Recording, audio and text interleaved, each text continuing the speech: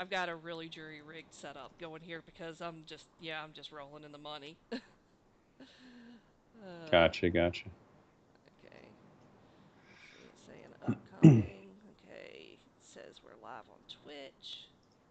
Yeah, I see that we are live on Twitch. Okay, and now let's hit YouTube again, see if it's connected. Yep, it's live on YouTube. And I usually get a notification on my phone about Rumble, so waiting to see.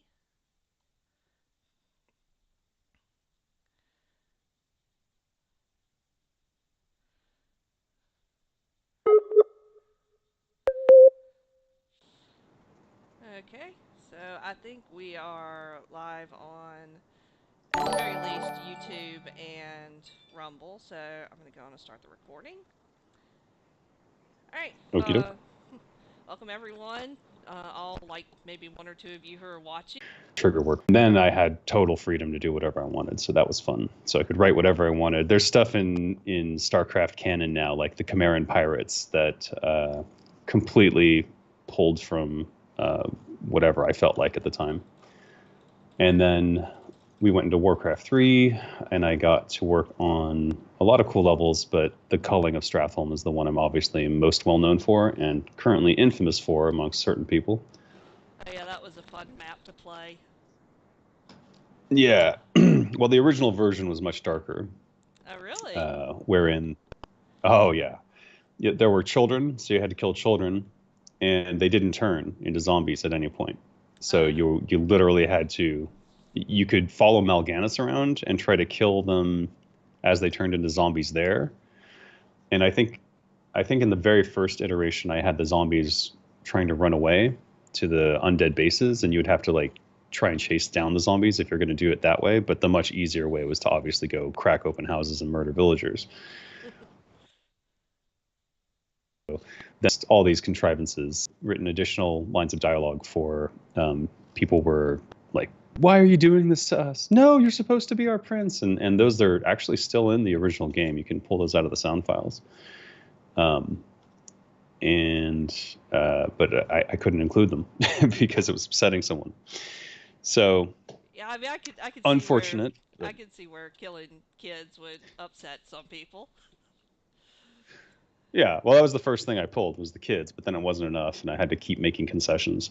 Yeah, well, I do understand that's supposed to be a very dark point in Arthas's journey. It's uh, Yeah. it's what turns him from a kind of golden heroic champion into more of a morally gray, conflicted uh, warrior, and then ultimately leads to him becoming the Lich King. Yeah, spoilers, guys, for a game that's like 20 years old. Yeah, it is over 20 years old now. Yeah, if you're gonna We come had the at me 20th about that, anniversary. I'm gonna tell you something. If you haven't finished reading the Bible, he dies, but he comes back. Ah, you ruined it. I know, man, but yes. And you guys, when you were doing your maps, it wasn't. Was there like one Mm. guiding voice over the entire story, or were you? Yeah, so the process was level. So the interest the lines for, and then we would all take the script into a room, and we'd all the level designers would read them together. I mean, actually, we were, and then we would give him feedback and then level based on who felt whoever didn't have enough. Was that was one of my favorite Archimond.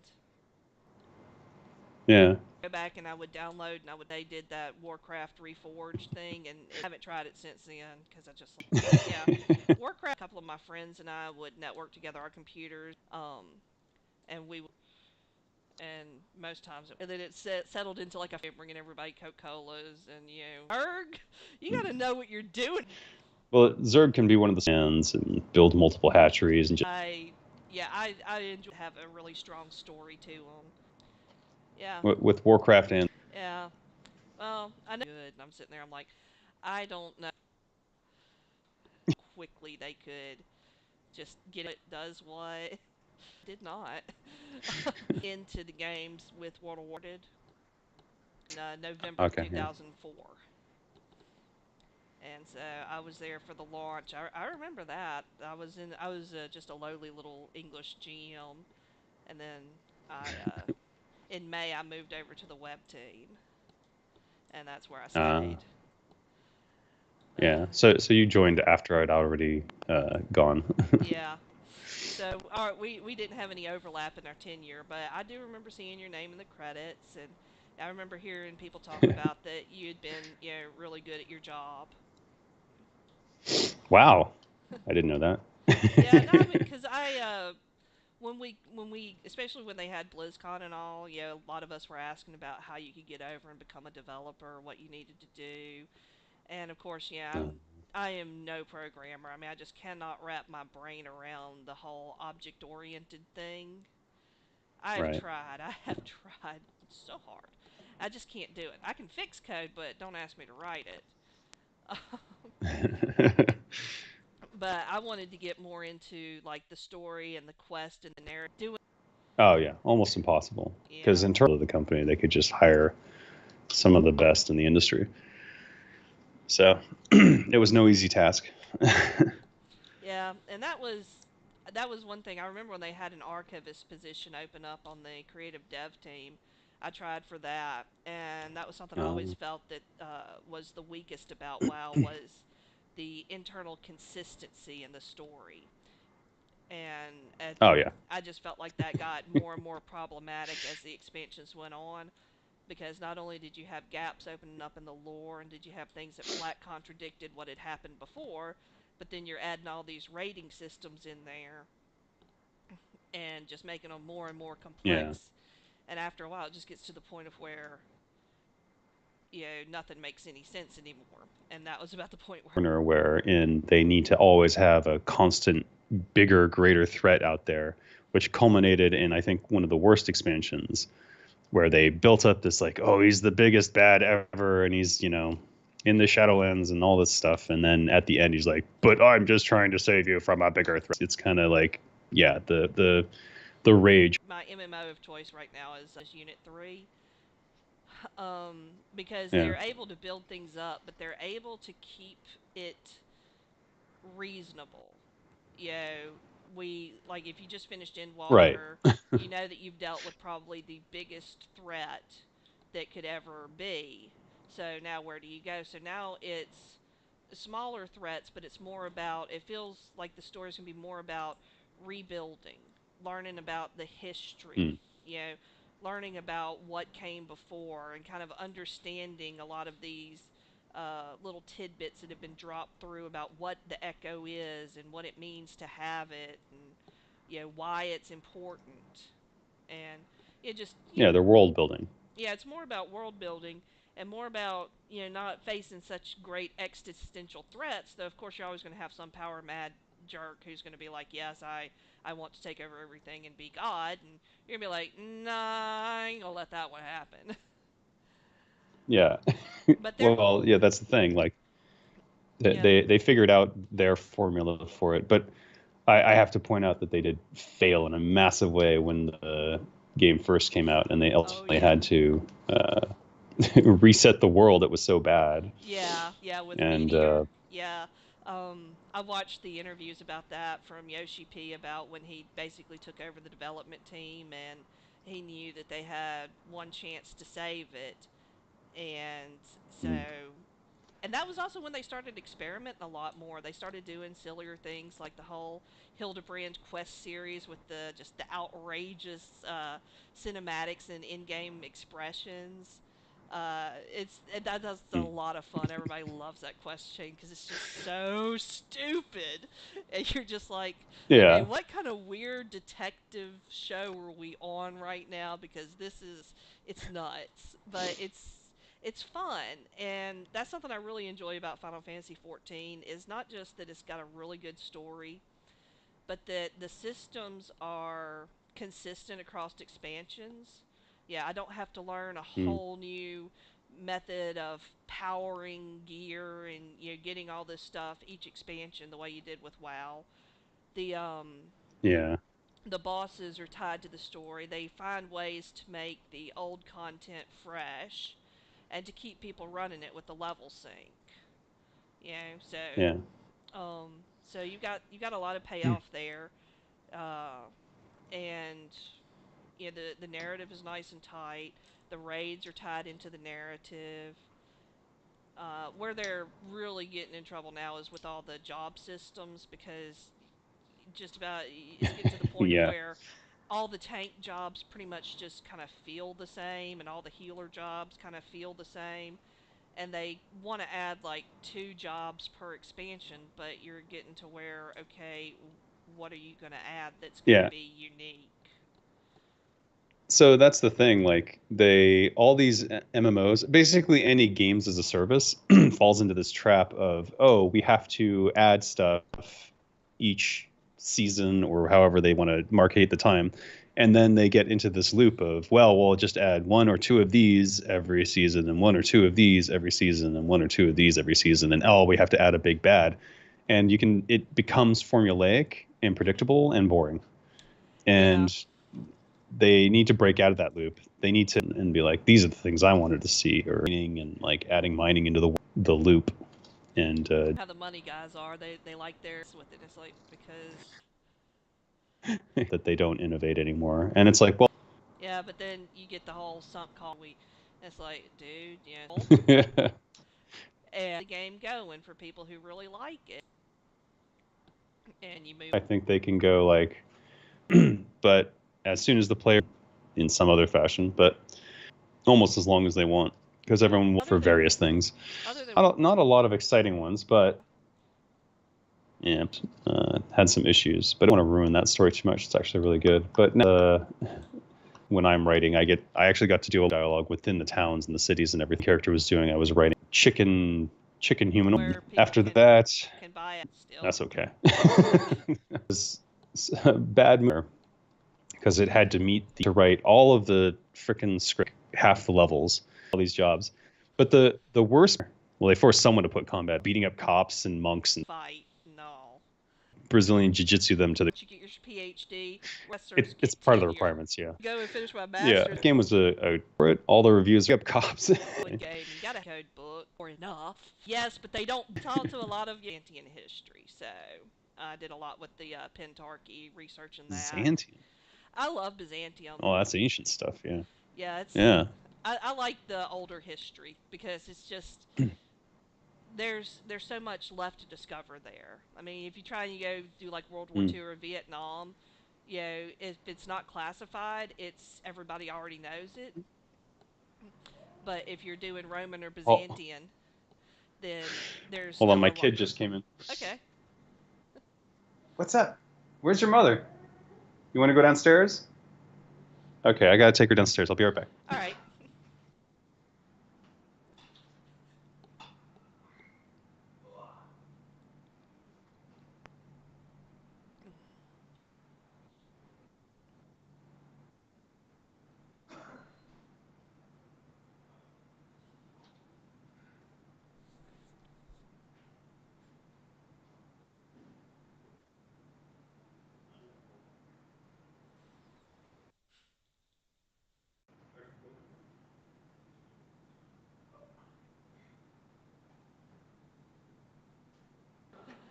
Whew. Uh, So yeah. she woke up, I guess, and decided to come over here. Yeah. Well, let's see. No, with the Da Vinci Code, it was a mess, and you get a lot of people who are just absolutely convinced that, I don't know, the Pope is sending out secret ninja assassin bishops, and I'm just like, Yeah. yeah, totally, of course. I mean, sure. Well, that's why anyone who insults him dies, right? Yeah, totally. Uh, so, have you worked And on then they're like, anything "Oh, since it was then? God." Of course, yeah. Let's see. After that, it was Silent Hill 5. Mm. Um, I was part of the early story team, and I designed several levels, but I think at that point I left. Well, really, I was ousted because I insulted Mark Echo. But then I went to their so The Golden Compass game. Mm. I actually ridiculously arc from the get go, and I knew that. Read the book. The book is all about people into doing the right. Yeah, I remember the whole C.S. Lewis. Yeah, I mean, I read college. A lot of reading when I was in college. Reading so much a school degree back in the reading. I'm like, well, first of all, you need to. that's one of the things that I love reading and stuff. Yeah. Trying to write for games. And it was the usual seven doors. Yeah, the writing that I was obsessed with. I was at that age. Why did maybe Yeah, not as bad, or where was he from? Where were her? Where was I? Just my parents. I was filling them up with. I read Edith Hamilton tales when I was in the sixth, and so I was trying to figure out. I started reading a lot of drag. I know when she had me spent I a do. certain amount of money. I was a little. I Yeah, was so upset when and and Tom Knight too, like John Scott. But yeah, I tried writing. It's not like you really have the chops when you're working on more Hmm. series until the series is finished. I'm working I with don't him. think that's true. Seriously, Yeah, and fire, and I'm just like, don't take that. Uh, yeah, that's a whole he's got the thing. outline, so someone's going to finish his books. Yeah, So, eventually. But no, yeah, I'm a voracious reader, and I read a lot of the yeah, Warcraft novels as they were coming out. yeah. I read the stuff from Richard Knack. That was an experience. I mean, it's just I even read the short story from Chris Metzen, and I remember reading it Hmm. thinking he could really use an editor. Yeah, well, that's something that there was a lot of editing of the Warcraft 3 story after the table reads. And he used to have a couple other people who were very good writers, like Mickey Nielsen. Hmm. Um, and that Mickey's over at, I think he's working. I think he helped with Metzen's Law Brand TTRPG, and I think he's also at um, working on Stormgate Mm, with the Frost Giant team. yeah. But I'm not sure. Yeah, well, I know like all the books that Christy Golden turned out were always really good. They were really enjoyable Yeah, reads. Richard Knack was kind of hit or miss, and sometimes I wondered how much it was him and how much it was, you know, the IP. Because I know when you're writing in somebody yeah, else's IP, sometimes your hands are tied with what you're allowed to do, and you know, right. And some of the things that they're told don't make sense, and then mm-hmm, later get retconned. So that was the biggest issue is that a lot of Warcraft lore was never solidified, and so things changed over time, and that sort of like had ripple effects that caused some permanent harm, I would say. oh yeah, But then the whole expansion after expansion on WoW, where they have to have a bigger and bigger bads, they had to actually expand the universe at one point, and have like, oh no, this is the real thing that's going on. There's the light and the fell and blah blah blah. All of which was invented long after Warcraft 3. yeah, uh, yeah. So game writing is I know it's not like novel writing because in novel writing I can sometimes just sit down with just a rough idea of the kind of story and I can do what we call discovery writing, which is pretty much just flying by the seat of my pants. I don't have an outline. I know who the Yeah, characters are. I kind of have a rough idea of the events, and then I just kind of write to them. But right. for movie writing or TV writing, I know you've got to have a pretty clear outline of where you're going when you're Yeah. going to sit down and write your screenplays. Uh, how similar is where does game writing fall on that spectrum? Can you do discovery writing, or do you really need a tight outline, or is it somewhere in it's between? it's largely dependent on the genre of game. So like with Warcraft 3, when you have a campaign that's made up of individual levels, the way that it's written is that Metzen has story beats and he knows how each mission should begin and end so that the next mission can take place, and he knows the beginning there and the end there. So he's writing these story beats that sort of bookend each mission, and he's got a larger outline in theory. He's got a larger outline for the whole story, so he sort of knows where everything's going. Mm-hmm. So it's a lot like writing an outline because you don't necessarily know what the player is going to do within the individual mission, and that's what gave the campaign designers so much freedom to do basically whatever we wanted within the mission. So we could do side quests, we could have all sorts of NPCs in there of our own design, and create our own enemy heroes who later on became big things in WoW just because literally one of them was like Snarlmane, I think I made, and it was just a red knoll tint. He was tinted red and then scaled up, and that's apparently a big thing in World of Warcraft. And it's a lot of fun, but you keep it in control by having those bookends. Um, when it comes to other types of games, though, it can be very different. So, like Silent Hill 5 was very script heavy, and it actually ended up hurting it because they didn't consider how many things could change in the middle of the game, where an entire level gets cut for time considerations, Mm-hmm. and then all of a sudden the story starts to fall apart. Yeah. So with Silent Hill 5, the lead writers were actually script writers from the movie industry. So they came in at the beginning, and then they came in periodically to update it. But that's very problematic. You really need a writer on the team who's there to solve these issues when they come up. Mm. And that's actually something that I've become very good at over time, because whenever a thread gets dropped or something, I find I can always find a new way to reconnect those things so that the mission 4, which is already in production, doesn't get screwed up by something that got pulled out of mission 3, which is something you have to be very careful of. But the biggest thing with writing for games is that you have to sort of anticipate what the player may do in any given situation. And the more you reward them by acknowledging weird things that they do, the more immersed they are in the world. Yeah.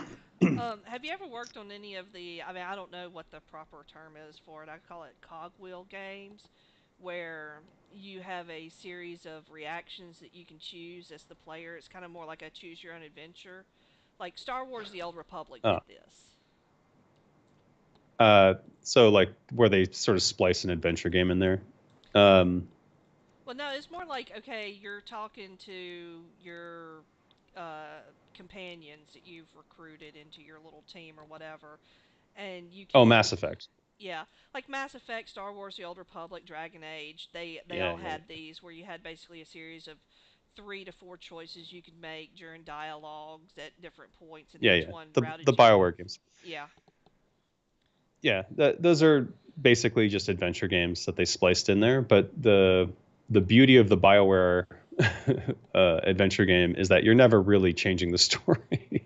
There's only like I think 13 points of interaction in Mass Effect 1, and like there's 25 in 2, and something like I think 3 even dropped a few, and it like went back to 18. But there's really only a few choices that change anything in the world, and most of those changes are minor, because otherwise you have to write completely different, things go completely off the rails. So it's the illusion that you're uh, making choices. So Yeah. they got really good at giving you the illusion that you're making an important choice and making it feel impactful, when in actuality it really did very little, which is definitely a good style of writing for games. Yeah. So, let's say that somebody like me, a novel writer, somebody who's big reader and all that, so you don't have to be like, okay, Mhm. yeah, you need to actually crack open a book and learn the English language a little bit, or Spanish or Portuguese or what have you. Um, Uh-huh. say that somebody um, wanted to get into game writing. Would you suggest that they try to get a job at a gaming studio, or would you suggest like you put me onto that thing Inkle and I've been playing with it, that they pick up a tool like that and start, learning from there, or maybe take a master class, or is there a college degree program that they could get into if they're that There age? might there might be. a college program now, but I wouldn't know about it. Mm. Um, my background was I had to drop out of college because I ran out of money and I didn't want to go into debt. So I actually don't even have a degree yet. uh, um, but my recommendation would be to play games and sort of it's important not just to notice how they use dialogue, but also to notice when they don't use dialogue and you wish they had. mhm. Um, because that's really where the magic happens in games. It's like, oh, why didn't they react to me doing this? And then Inkle is a good way to start for like an adventure game style, but it's still a linear sort of thing where the only interactions the player has with it are what you choose to allow them to have. Whereas in a game world, like a 3D game world, any first-person shooter or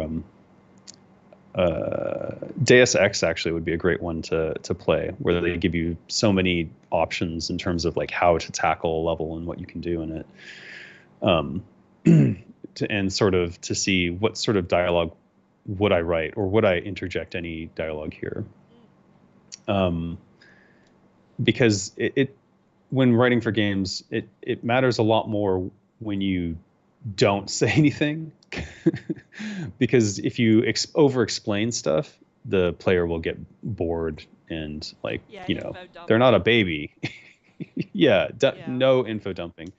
If two characters are talking and they already know about an event they shouldn't say as everyone knows blah blah blah.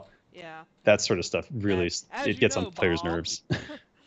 Yeah, Yeah, that's something I'm exactly. constantly having to explain to people who want to get into fantasy or science fiction is Mm, that you when you when you're going to reveal information, there needs to be a reason for it, and not just because hey, yeah. I came up with this really cool magic system.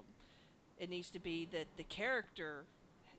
the point of view characters in the scene need to have a reason to be discussing it. I mean, because yeah, it's like okay, you and I both know algebra. I assume that we both had to take it in high school. So Yep. we know about coefficients and all that.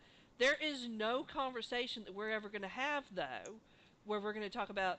And yes, you have to do this when you're factoring polynomial equations. And my ex-husband's probably going to listen to this and roll his eyes like, "You don't even know what that is." And I'm like, "Yes, I do. I remember editing your stupid thesis."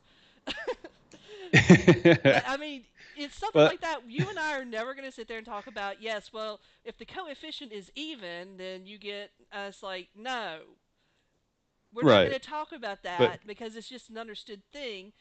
But whereas if it was a situation where, you know, it made sense in the story to discuss it, you might have them talk about something like that. And that's something I always harp that on is don't just dump just because you came up with a cool system and you want to explain yeah. it. There needs to be a reason. And Brandon Sanderson is probably the best at this when it comes to explaining his magic systems in his stories. Uh really I was going to say it must be J.K. Rowling because she literally just shoved it into a school so no matter how much crappy explanation dialogue she put in there it would make sense cuz everyone's in school learning. Well, I mean, the thing is, she never actually explains the mechanics of her system. It's just say a phrase or a word uh in Latin and wave your wand in a certain way and it works. It doesn't and it explain, just works. yeah. Right. Whereas Brandon Well, it's Sanderson, magic. yeah. Well, Sanderson, when he's setting up his things, like if you go and you read Mistborn or Elantris, he has Mm. points where he reveals in tidbits how the system works, but he never sits there and dumps it Uh, all on you at once. And each time he reveals something about how that system works, there's a story purpose for it. And he I doesn't ever see. reveal the whole thing. I mean, he'll flat out tell you there's actually a lot more to this that I didn't put in there because there's no narrative purpose served by just dumping this information. Mm. And so that's something I'm Interesting. always telling people is anything in the narrative has to have a reason to be in the narrative or it needs to be cut. And I found out that Right. that's something that they're big on in scene writing for movies and TV shows is every scene needs to move the story forward. If a scene doesn't move the story, the scene needs to be cut. Yeah. Yep. Yep. So, Yeah, Well, so in games you can write a lot of stuff that doesn't move the story forward. yeah, well, that's because in games you can have a semi-persistent world that the player can explore while time is Yeah. essentially paused. You know, Yep. if you could somehow put yourself in a movie and you wanted to go where the camera wasn't showing the action, yeah, you would want something there other than just the great yawning void of nothing. Exactly. And that's a big part of writing for games is filling in all those voids so that doesn't feel empty or breaks immersion. Hmm. Okay, well, I don't want to take up too much of your time, and sounds like your daughter is maybe downstairs, and you. Oh, she's fine now. But no, it was very nice talking to you. I'm glad you came on my tiny little webcast, which we have like one person actually watching right now. But it's been nice talking to That's all right. you, and yeah, and Nice talking to you. everybody should go and follow Designer Dave on YouTube, and he's got YouTube. a Discord server. It's pretty cool. You can hang out there with him. He's a really nice guy, and yeah, you can learn a lot about Oh, game thanks. development from him. Anyway, I so hope. I'm so I'm gonna go on and